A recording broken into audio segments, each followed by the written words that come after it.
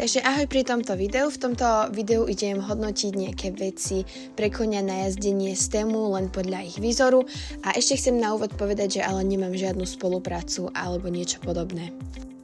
Reálne prvá vec tu je toto sedlo, normálne, že celá sada sedla. Tam je všetko rozpísané.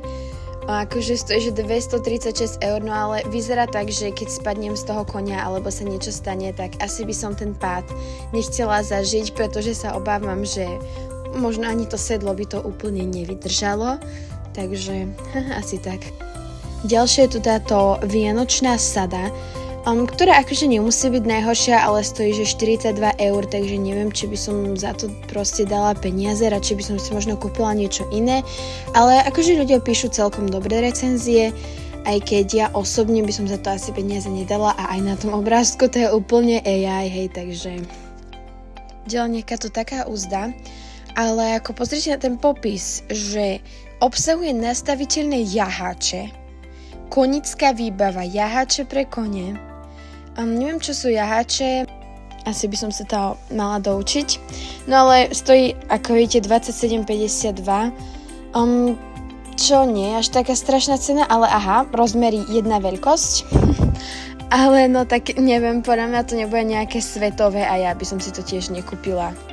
Čo sa mi na tomto v úvodzovkách páči je, že sa to volá západné sedlo pre kone S na jazdu s nášľapmi. Takže nie strmene, ale nášľapy, hej, od dnes. No takže nejakých 29 eur stojí. Ešte pre istotu tam máte aj mäkké vankušiky, aby vás neboleli nôžky. Teraz tu je ďalšie sedlo, to už je trochu drahšie za 403 eur, ale vyzerá byť aj trochu kvalitnejšie, no akože na fotkách vyzerá byť fajn. Len je to také, že aké sú rozmery. Hej, tam píše, že farba neznáme, rozmery neznáme, takže neviem. No a tiež neviem, čo sú okopulami. Súprava s okopulami, tiež neviem, čo to je, no. A ako posledné v tejto časti tu mám nejakú odolnú PVC jazdeckú výbavu, čiže je to nejaká vlastne úzda, ktorá nevyzerá najhoršie, ale za tú cenu by som si možno už kúpila aj nejakú lepšiu, normálne z nejakej stránky. Neviem, čo je to, že poprvý s odnímateľným kľúčik, ale nevadí. Recenzie sú tiež celkom akože fajn, takže môžete vyskúšať. A ak chceš part 2, daj mi prosím odber a like.